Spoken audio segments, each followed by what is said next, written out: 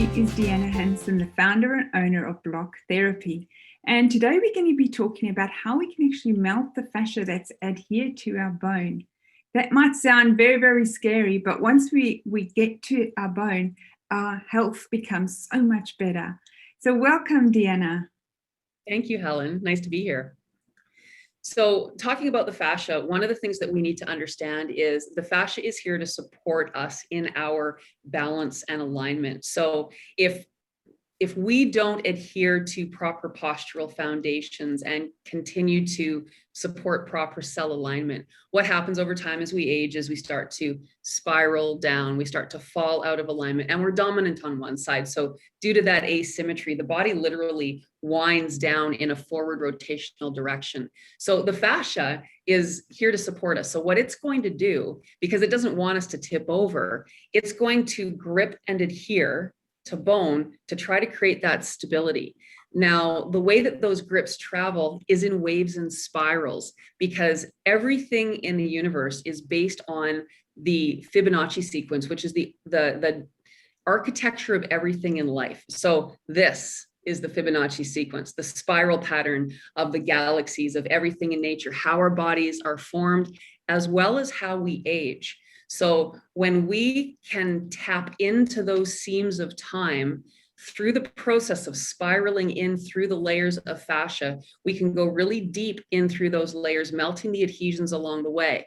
And the reason that our tool is made of bamboo is because bamboo and bone are similar in density. So if we were trying to drive through these layers of fascia with something that is less dense than bone, we would basically stay on the surface. Or even if you try rolling, you're going to stay more on those surface layers. Our goal is to get to the roots right at the bone. So the way we do this is by sinking and melting and driving through those layers slowly with the breath over time. It's a process of melting as opposed to a process of forcing, and you can't rush melting. So each position we stay a minimum of 3 minutes. And the nice thing is that the pressure fibers are larger in diameter than the pain fibers. So the pain connects us to those seams of time and to those restrictions or adhesions. So we actually want to become a pain seeker, but we're not adding pain to the body. We're connecting you to the pain than what is deeper than what you're consciously aware of. And as we take that time and we connect the breath with the pressure, we start tapping into those pressure fibers so that pain sensation changes and it becomes a really good healing kind of pain. And then we can bring that pain up to the surface and we exhale it out of the body. We melt through that next layer and we can keep driving deeper to get to the root at the bone. Yeah, isn't that fascinating? When the fascia actually grips to our bone, the force that it's putting on it and up to nil is the correct term for the pressure that it's pushing, that it can actually bend our bones out of shape with all that pressure.